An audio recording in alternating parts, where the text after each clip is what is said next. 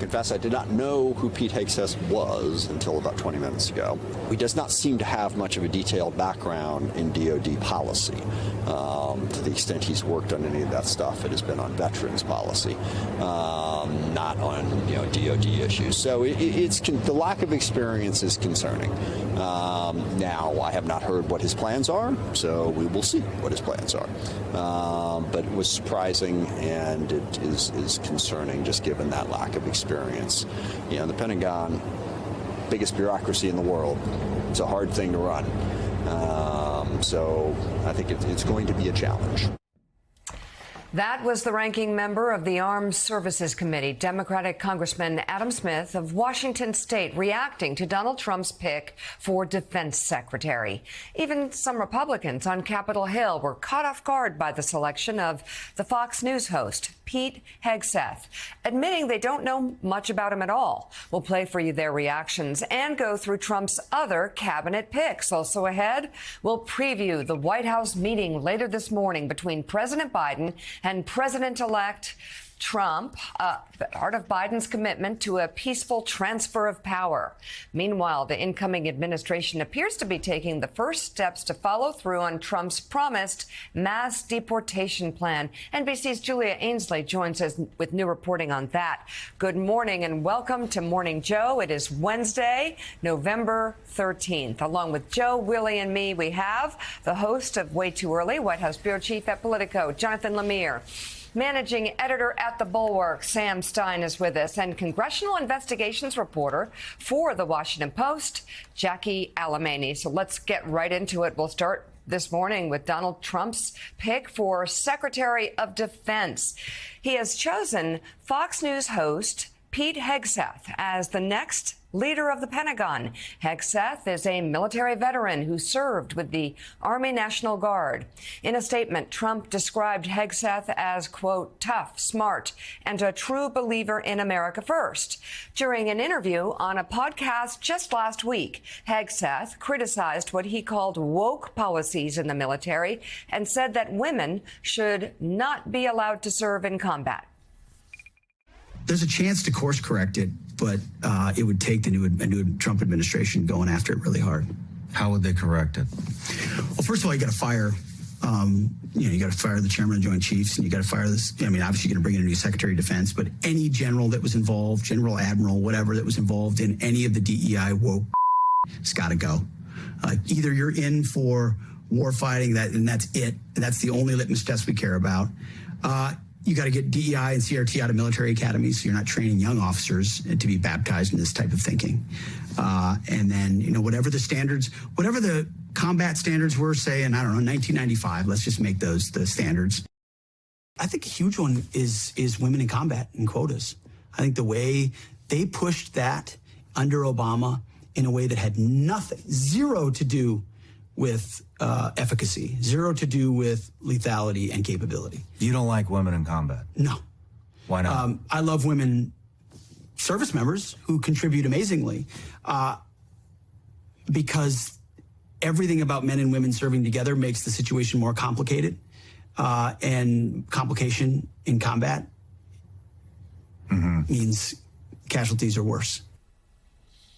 So, Willie, obviously a lot of concern among Democrats, among some Republicans, but this obviously is going to be, I think I saw Jake Sherman say yesterday, this might be the biggest challenge of any pick so far to get through, only because obviously, as Adam Smith said before, the Pentagon is a massive bureaucracy. I served 4 terms on the Armed Services Committee, and I can tell you that even the most experienced general, admiral, CEO that went into the Pentagon got spun around in circles. It's a lot easier to say what you're going to do on a podcast than it is when you're actually over at the Pentagon. And people that think that generals and admirals that have given their entire life to this country are going to just roll over is a serious misreading of the Pentagon. But we'll see what happens. I mean, people we'll see what he says when he's in front of the Senate we'll see what we hear in the coming days and weeks. And as Adam Smith said, judge him by what he says then. Yeah, we heard some Republicans not critical of the pick openly, but wondering about the pick, saying some of the Republicans now saying, I don't even know who he is. But I think it's very telling that they're not coming out publicly and criticizing it. That's the power of Trump. These men and women in the Senate, these men and women in the House don't want to cross him. They believe he is swept in with a mandate, and whatever he does, we'll see how they vote. We'll see the questions they pose when, as you say, when it comes down to confirmation time. But at least publicly, we're not hearing Republicans critical of this choice, which, to put it mildly, surprised a lot of people, not just in Washington, but across the country. Let's bring in NBC News national security editor David Rowe. David, good morning. What reaction are you hearing to this, at least nomination to be Secretary of Defense? It is a surprise, and I think as clips like the one that you played come out, it's going to raise major issues. There are women in combat. Women who engage in ground combat have to take physical tests. Can they pick up and carry another soldier who's wounded is one of them. And most of all, there are very large numbers of women who are combat pilots, very experienced ones. And so, again, I think, he should have his hearings and he should, talk through these ideas, but they're more, I guess, talking points, political talking points versus the concrete realities of these policies. So it is a surprise. There's been good, I think, picks that are more centrist, like Marco Rubio, that have been, I think, seen in a positive light by national security experts. But this one is definitely a surprise.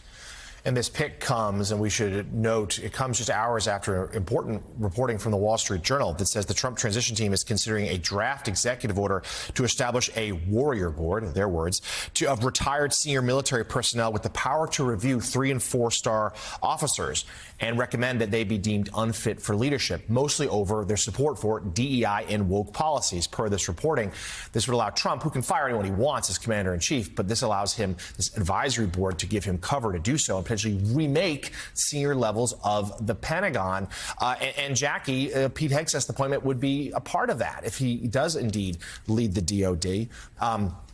He is someone, as we've just rolled through some of his comments about women in combat. Just now, we played a clip there. He spoke at CPAC. I mean, he's a very political figure here, a partisan figure in his Fox News perch. So let's talk about the possibility that this might be the pick that Republicans do have some questions about. Republicans in the Senate, likely a rubber stamp for most of Trump's nominations, but this one might be different. How do you see it play out? Yeah, I mean, historically, we've seen Congress give a lot of deference to presidents when it comes to confirming their cabinet. There have been some blowout and dramatic fights, though, and I think that Pete Hegseth could be that rare fight for Senate Republicans. But as we've talked about, the past few months, the lack of dissenters in Senate is perhaps troubling for any sort of pushback to someone like Hegseth, who, as you noted, has 20 years of service in the military, 2 Bronze Stars, but has zero experience when it comes to actually navigating a bureaucracy or serving in the Defense Department and overseeing the world's most powerful and largest military. I think that this is going to be the first test of who ultimately stands up to Trump. We were just talking about how Trump has gotten involved in all of these battles that traditionally president-elects have not gotten involved in, such as picking the Senate majority leader, weighing in and essentially ushering and facilitating this media campaign and the Make America Great campaign to try to tap someone like Rick Scott, who would then be expected to implement something like recess appointments, which would allow Trump to take this expansive approach to executive authority and presidential power and allow him to usurp the Senate in order to make someone what they would call a recess appointee. So essentially, they would serve in the job for a year without formal Senate confirmation, where it only takes a simple majority to push someone through like Pete Hegseth. But if you have people like, Susan Collins, Lisa Murkowski, there are a few people left who are going to put up a fight. People who are not isolationists, I don't know if I'd necessarily call them interventionists, but people who certainly wouldn't support comments Pete Hegseth has made in the past and positions he's taken, such as being one of the leading forces, we shouldn't forget this, who lobbied Trump to pardon war criminals. So, David Rode, let's expand this out. And this will be the last question because we have so many picks to get to. It was quite a very busy day yesterday in Mar-a-Lago. So for people out there saying, well, you know, Donald Trump will be able to get whoever he wants through the Senate, and then they can go and have what, you know, Republicans would call a witch hunt and go around and pick generals that they want to fire and just get rid of them. Again, a curious your thought. I think it's a dangerous misreading of the Pentagon. Because if you start going through and firing generals for political reasons, there is a general feeling an attack on one is an attack on all. And I suspect that would cause a great deal of problems. So when I started saying that they're going to have a board to go out and go through and fire generals, fire admirals that they didn't like, I again thought it's just not that easy. It's just the Pentagon and the United States military is set apart, and they are not going to bend to the will of anyone who they believe is issuing unconstitutional orders. That's true, and that's because lives are at stake here. You want the best possible commander leading American forces when they go into combat.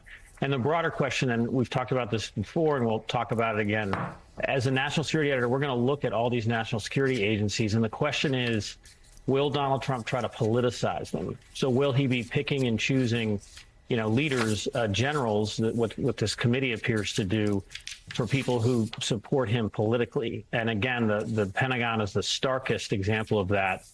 You know, again, you want the best possible military leader, not the most loyal one, leading our, you know, all of our military members into combat. And then you'll see the same thing at the CIA. You need the best, you know, spying, but also analysis of Russia and China, the biggest threats we face.